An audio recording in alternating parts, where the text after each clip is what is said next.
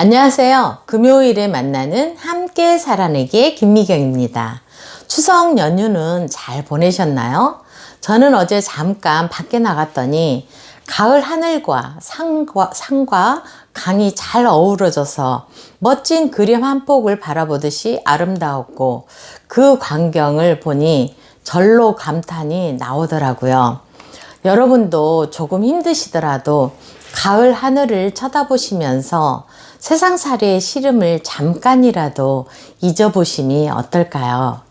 제가 우리 아이들을 키우면서 생활에 치여 있었는지 어느 날 가을 하늘을 보았는데 오랫동안 하늘을 제대로 쳐다보지 못했다는 사실을 깨달으면서 제가 마음이 아팠었던 적이 있었습니다.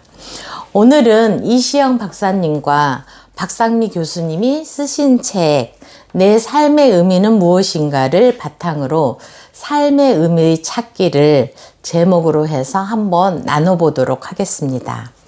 제가 오랫동안 제 인생이 해석이 되지 않아서 고민을 많이 하고 살아왔지만, 그때마다 삶의 의미를 찾는 방법으로 주로 책과 성경 말씀을 통해서 고비고비를 잘 넘기며 잘 견디며 살아왔던 것 같습니다. 어떤 일이 생길 때마다 의미를 찾아서 내 마음의 갈등을 해결하는 것은 아주 중요한 일이었습니다.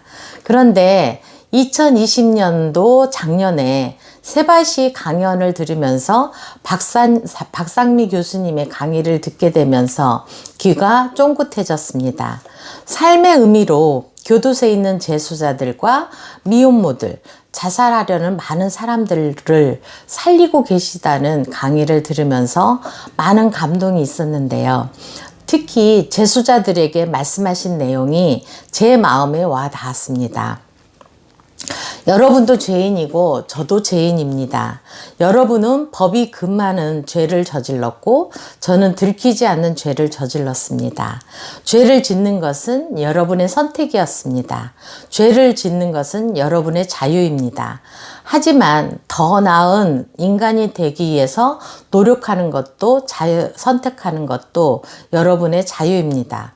죄를 털고 일어나서 자기 자신을 초월해서 성장하고 보다 더 나은 사람이 됨으로써 죄를 극복해야 할 책임이 여러분에게 있는 것입니다.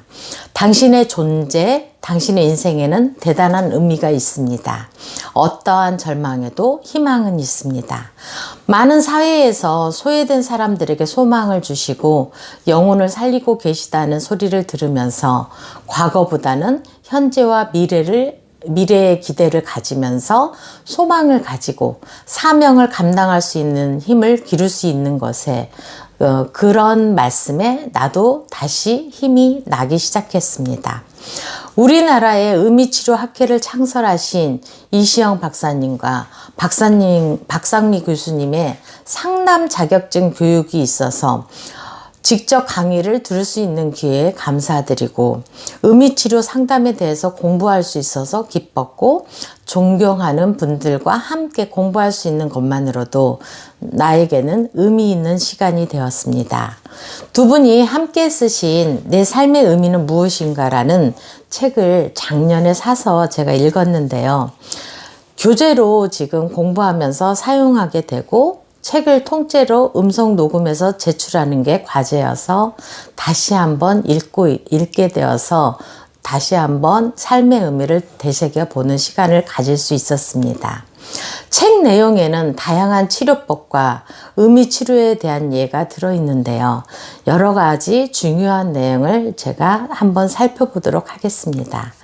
박상미 교수님이 평생 삶의 교훈처럼 좋아하시는 말이 있는데, 왜 살아야 하는지를 아는 사람은 그 어떤 상황도 견뎌낼 수 있다라는 말이었습니다. 우리의 삶은 즐거운 일도 괴로운 일도 모두 의미 있는 일이고, 내 삶에서 반드시 필요하기 때문에 일어났다는 사실을 받아들일 때 인생은 참된 행복을 얻을 수 있다는 것입니다. 그런데 우리는 즐겁고 기쁜 일만 겪었으면 좋겠잖아요. 괴로운 일은 겪고 싶지 않은 게 우리들의 솔직한 마음입니다. 그러나 인생은 괴롭고 힘든 일이 더 많지 않을까 싶네요. 행복도 불행도 습관이어서 행복을 창조하는 습관을 기르기 위해서는 무슨 일이 생겼을 때 걱정을 하기보다 긍정적으로 생각하고 좋은 감정을 선택해서 자신의 선택과 판단을 믿는 습관을 창조하라고 말씀하시는데요. 의미치료의 창시자인 빅터 프랭클의 말처럼 자극과 반응 사이에는 공간이 있다. 그 공간에는 자신의 반응을 선택할 수 있는 자유와 힘이 있다. 그리고 우리의 반응에 성장과 행복이 좌우된다라는 말은 예를 들어서 어떤 부정적인 자극이 내게 주어졌지만 내가 그 부정적인 자극에 부정적인 반응을 하느냐, 긍정적인 반응을 하느냐는 그 사이의 공간에서 선택할 수 있는데 그 반응을 선택할 수 있는 것은 내가 하는 것이고 또 그 선택의 책임 또한 내가 지는 것이니 그것이 내가 실존해야 하는 이유가 되고 살아야 하는 의미를 찾는 것이다 라는 것입니다. 우리에게 어떤 고통이 찾아왔을 때 정작 우리가 참기 힘든 것은 육체의 고통보다도 부당하고 비합리적인 일을 당했다는 생각에서 오는 정신적인 고통이 더 큽니다. 그래서 우리는 삶의 의미를 찾아야만 하고 그래야만 더욱 강하게 살 수 있고 미래를 더욱 가치 있게 살아갈 수 있다고 합니다.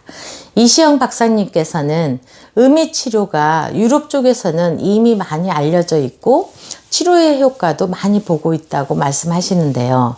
우리나라에서는 지금 시작하는 상담치료법이라고 하지만 어떤 학파로 만들어지기 이전에 우리는 우리의 삶 속에서 의미를 부여하며 살아가기 때문에 질병으로 가지 않는 사람들이 많이 있는 것 같습니다. 지금 시대를 살아가는 사람들은 갈수록 외롭고 우울하고 공허한 사람들이 많아져서 우울증, 공황장애가 늘어나고 있습니다. 내가 왜 태어났을까? 왜 살아야 할까? 어떻게 살아야 할까? 삶이 나에게 기대하는 것은 무엇일까에 대한 삶의 의미를 찾는다면 아무리 광풍이 불어올지라도 뿌리를 깊게 뻗어내리는 보리 한 톨처럼 강인하게 되어서 나 자신뿐만 아니라 타인도 살릴 수 있는 그런 사람으로 성장할 거라고 생각합니다. 지금까지 시청해 주셔서 감사드리고요. 좋으셨다면 구독, 좋아요, 알림 해주시고요. 지금까지 함께 살아내게 김미경이었습니다. 감사합니다.